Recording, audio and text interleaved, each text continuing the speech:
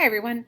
We are kicking off chapter 6 here with a lesson on nth root functions. So when we say nth root, the n is just kind of a stand-in for any number. So it could be a square root or a cube root or a fifth root. That's really what we're talking about. So we're going to start with this definition of what an nth root is, what a root of a number is.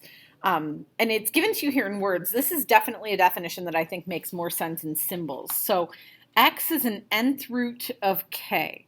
So if I was to write that thing in symbols, the nth root of k would look like that. So it's saying that that's equal to x if and only if x to the power of n equals k. So really what we're saying is these two expressions are equivalent to each other.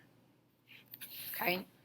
That the nth root of k comes from the idea that you can take this number and raise it to this power and get that k value back. Let's look at that with some actual numbers here, because that might make this make a little more sense too. So for example, I can say the cube root of 8 is 2 because 2 to the third power equals 8.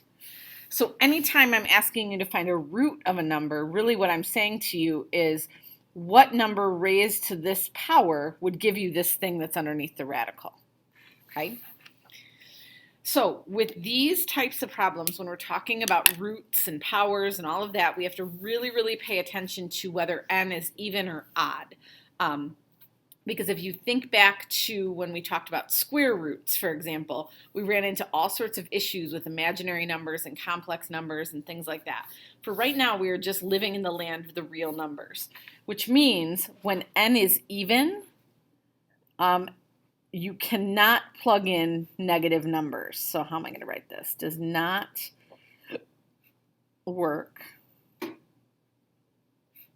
with negative numbers, meaning you can't take an even root of a negative number.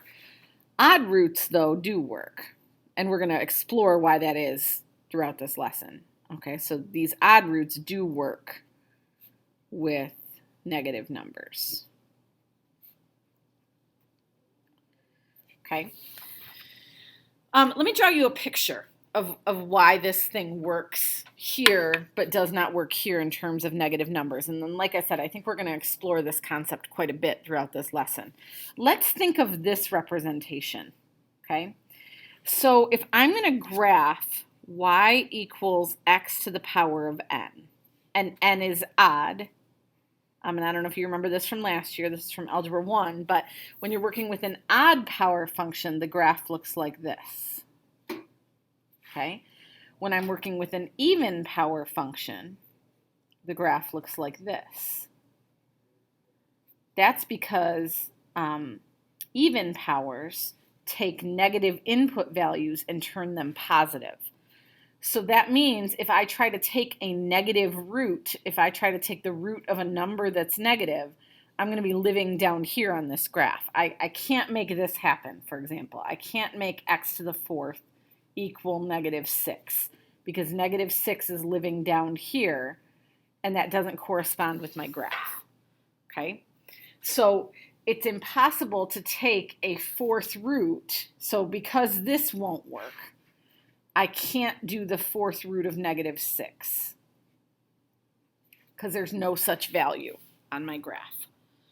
Okay, but I could take a cube root of negative 6 because this graph does broach into negative territory. Okay, so evens and odds we have to pay attention to with these root functions because even functions work a little bit differently than odd functions do. So let's remind ourselves what we mean when we say rational exponents. Rational exponents mean fraction exponents. Okay, fractional exponents. So if I ask you to take the nth root of something, that's the same thing as me asking you to raise it to the power of the reciprocal of that number. So again, an example here. If I were to ask you to do the cube root of x, let's say, That's really the same thing as me asking you to do x to the 1/3 power. So really, if you feel like I went through this stuff kind of quickly, I did, because a lot of this is review from chapter 1. But as we work through the examples, I think you're going to see how we're going to apply this knowledge this year and connect it to some other concepts. But all of this is stuff that we've talked about before. This is all stuff that you've seen before. So if you need more explanation on any of it, please don't hesitate to reach out and let me know. Okay, so let's talk about this example 1. It says show that 1.5 is a cube root of 3.375. And man, do I get some crazy answers with this question. Okay, we have to prove this mathematically. Okay, and so if you just say to me, well, it is the cube root, because if I type in, the cube root of 3.375, I get 1.5. So I just showed you that the cube root is 1.5.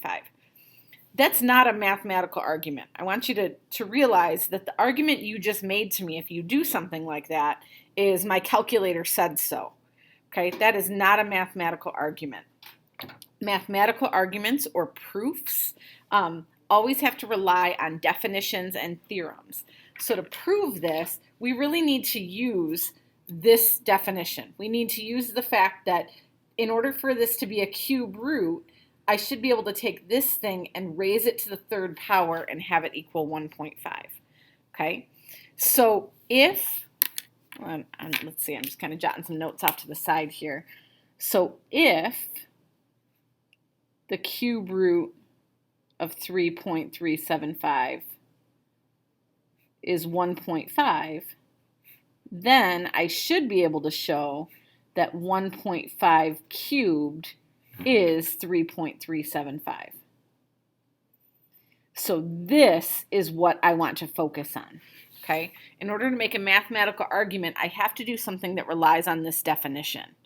So this right here is what I'm going to show. And really, I am just going to say, well, if I take 1.5 and raise it to the 3rd power, it gives me 3.375. Okay? This piece of information right here, and I can use a calculator to do the math if I need to, but showing that this is true implies this. It implies that 1.5 is a cube root of 3.375. I guess I should have drawn my arrow up to that. This implies this based on that definition. Okay, so to show that negative 1.5 is not a cube root of 3.375, I'm sorry, I got to adjust my camera here. I'm going to do the exact same thing. I'm going to take negative 1.5 and raise it to the 3rd power.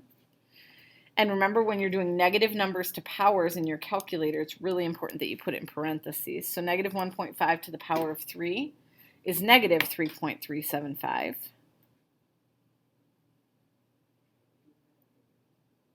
Which is not equal to 3.375.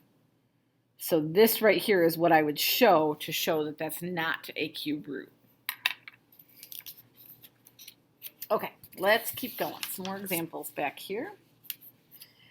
All right, so these ones are really just reminding us how to work with rational exponents, okay, with those fraction exponents. So 1/8 to the power of 1/3. So first of all, keep in mind that this is really like 1 to the 1/3 power over 8 to the 1/3 power. Okay? Well, 1 to any power is just 1. So I know right now that that top number is just going to be a 1. Now what I'm asking myself is, what is 8 to the 1/3 power? And we're doing this without a calculator, and there is going to be a portion of this chapter that you have to do without a calculator. So the question you want to ask yourself here is, what would I have to raise to the power of 3 to get 8? That's what 8 to the 1/3 power is asking, is what to the power of 3 makes 8. Hopefully that's one you know off the top of your head or could figure out pretty quickly, but that answer is just 2. So your answer here is 1/2. Okay, 4th root of 81. 4th root of 81 is really saying to you, what would I have to raise to the power of 4 to make 81? okay? Now, let's suppose for a second you didn't know. Let's say that you didn't know what to the fourth power makes 81. And I think that's one that if you don't know it already, it's one that you'll know pretty soon because, you'll do this one a few times.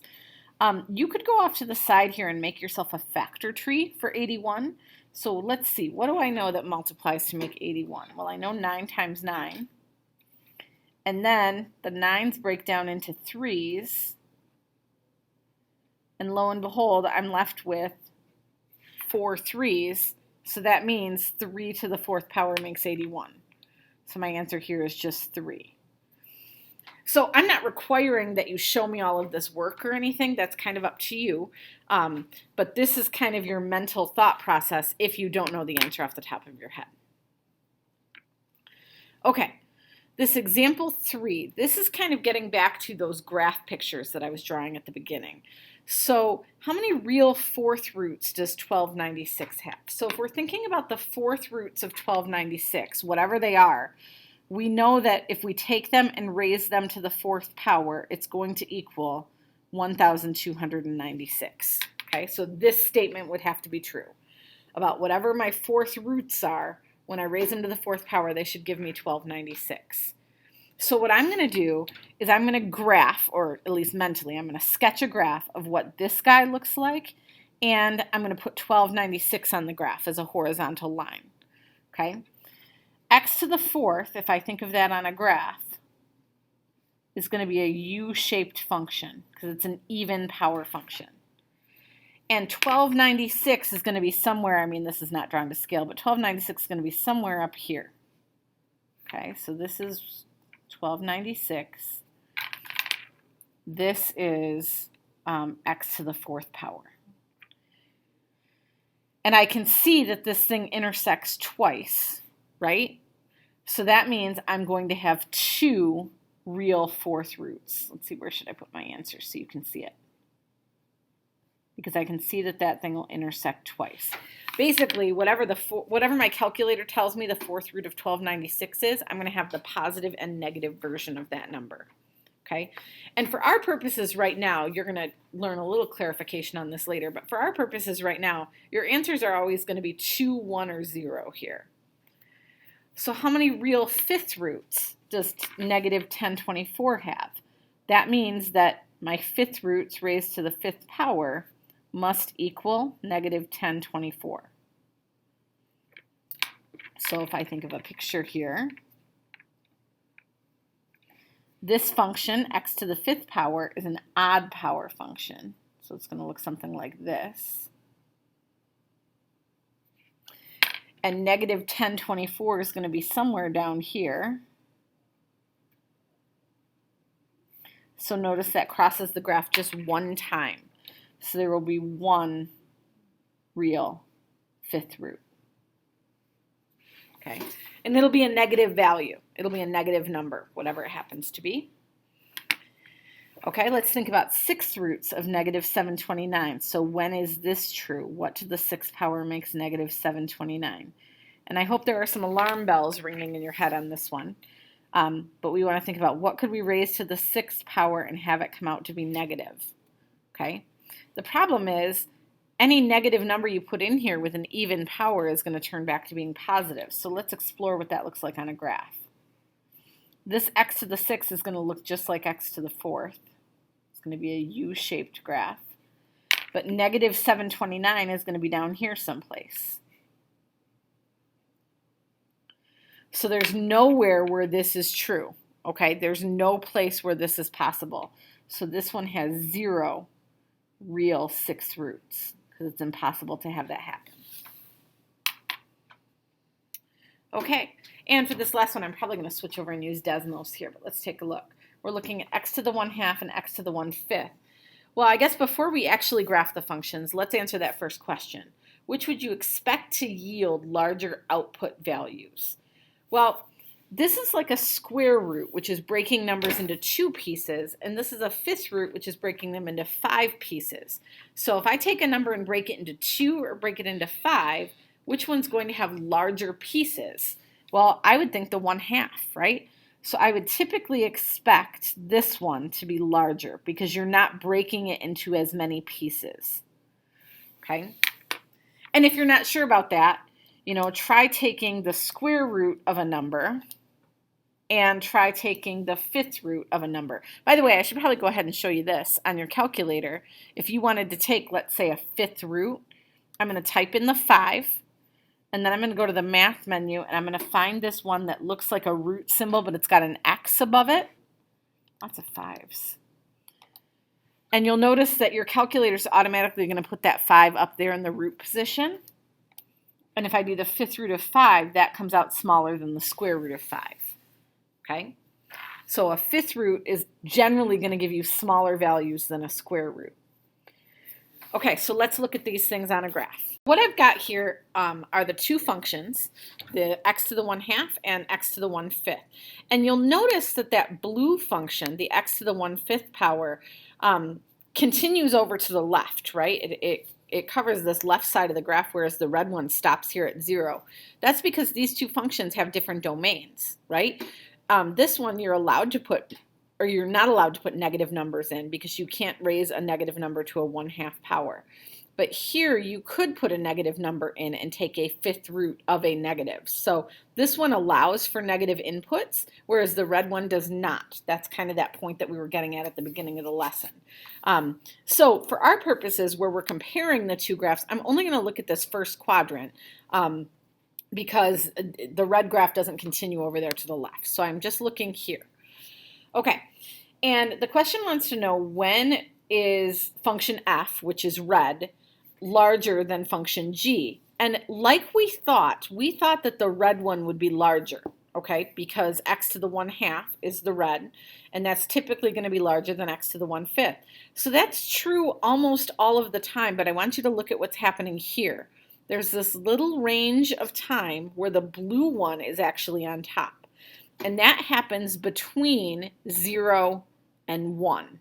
Okay, so this value right here is 1. I know it's not numbered, but this would be 1. And it makes sense that if you plug 1 in, 1 to any power is just 1. So 1 is a good break-even point.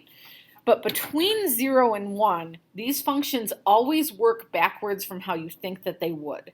So the functions that normally make things bigger will make things smaller in this little zone. So between 0 and 1, everything kind of runs backwards from our intuition. And so to go back to our, I'm sorry, it looks like my software shut down here, but to go back to our notes then, I would say f of x, and you're going to see it in a second, but f of x is larger than g of x. Zoom that in for you. F of x is larger than g of x everywhere bigger than 1. So anywhere to the right of 1, you're going to see the x to the 1/2 larger than x to the 1/5. Okay? But between 0 and 1, you're going to see this happening the other way. So g of x will be larger than f of x when x is between 0 and 1. Whoops, that meant to be a 1. So anytime I'm asking you one of these questions, I would say to assume that between 0 and 1 is kind of the interesting part of the graph. Between 0 and 1 is where things happen that are counterintuitive, okay? And so normally we would think f of x would be larger, and that's true most of the time. There's just this little zone where things are backwards. Okay, I know that felt a little bit hodgepodgey. There was kind of a lot of different concepts being reviewed here in this lesson. But like I said, you're kind of just going to work through some problems that lean on some of these concepts, and then this will kind of underline the rest of the content in this chapter. Okay, so important foundational stuff for us to cover today, and then we will move forward with logs and roots and exponents and things like that. All right, that's it for this one. Have a great day.